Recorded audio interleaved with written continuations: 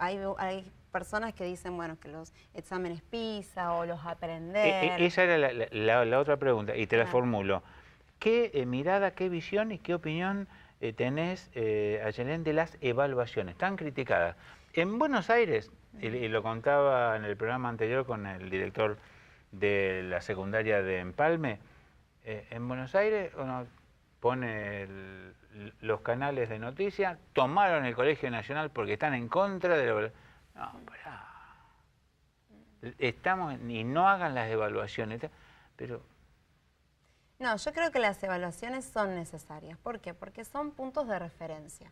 Uno necesita saber en dónde está parado, aunque los números sean odiosos, aunque muchas veces la cuestión numérica se diga que no refleja la subjetividad o no refleja lo que el niño o el adolescente está pasando en su casa, por ejemplo, no nos dice nada de eso, pero sí nos da referencias en dónde estamos parados y a dónde soñamos ir o a dónde nos proponemos ir. Y después poder evaluar eso o también para aplicar medidas. ¿Qué pasa con ese porcentaje de alumnos que quedó, que no lo podemos, no sabemos dónde está? Por ejemplo, se sabe que 4 de cada 10 alumnos no logran graduarse en quinto año o en sexto, dependiendo, no logran terminar a tiempo. ¿Qué pasó con esos alumnos? ¿Qué hicieron? ¿Repitieron? ¿Abandonaron? En provincia de Buenos Aires, la provincia más grande, es la mitad casi, profesora. Según lo leí, porque como venían ustedes, me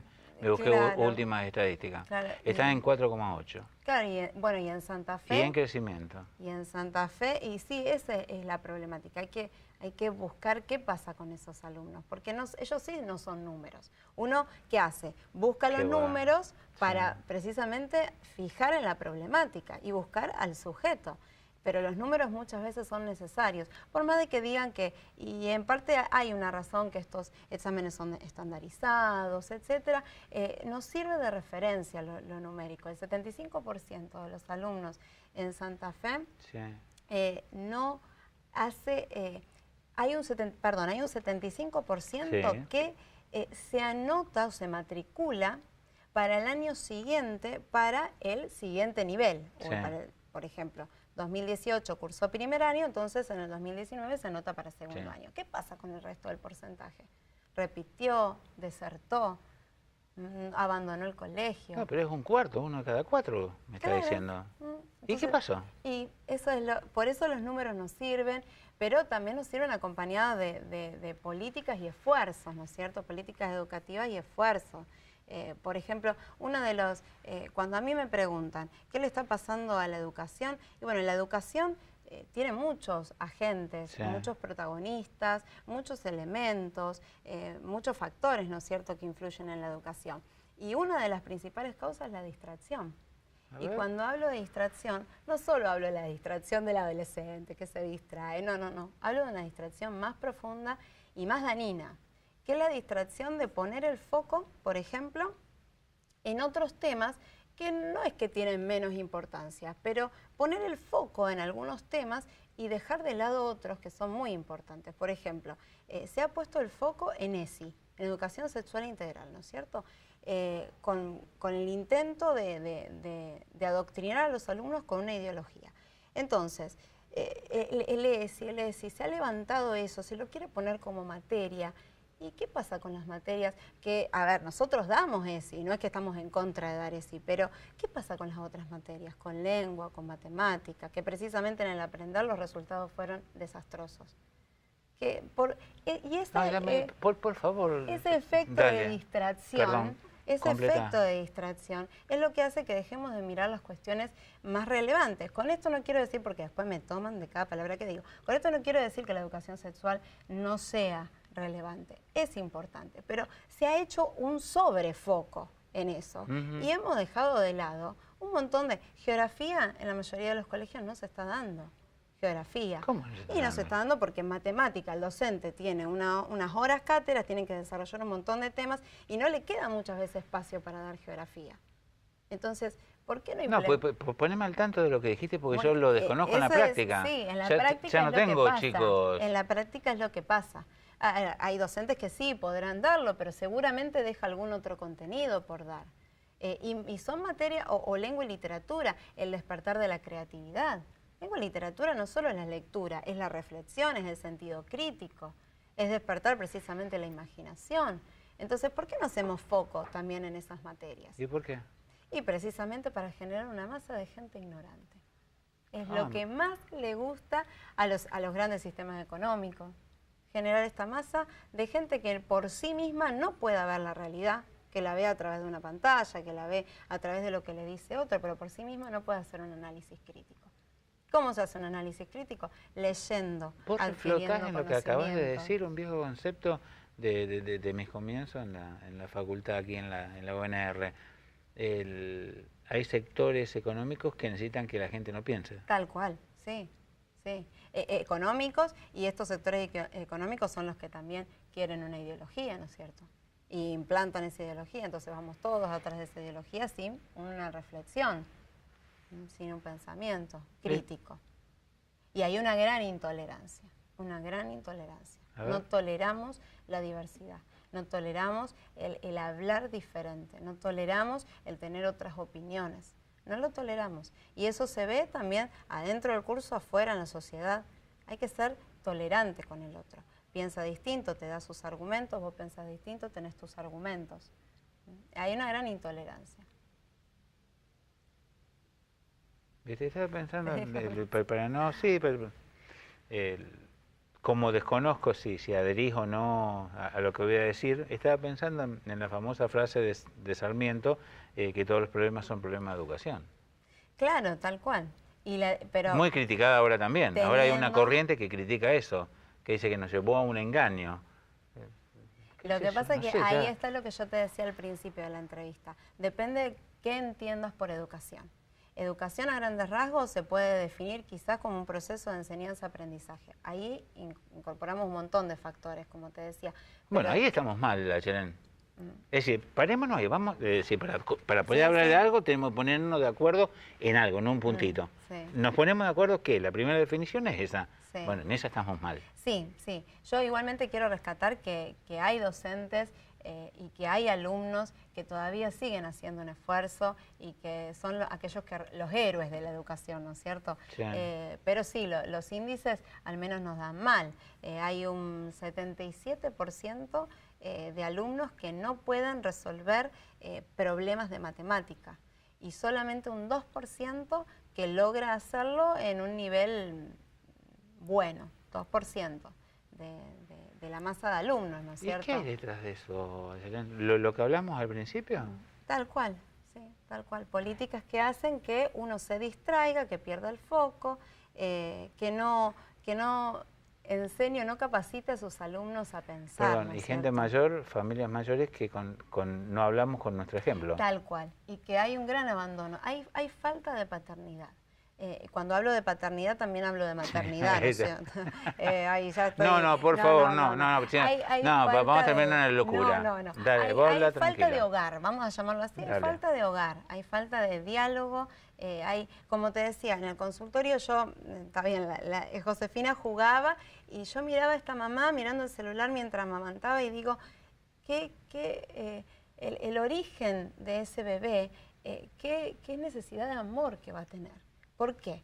Y me emociona decirlo. ¿Por qué? Porque uno cuando amamanta, lo primero que ve son los ojos del bebé. Y el bebé te mira a vos.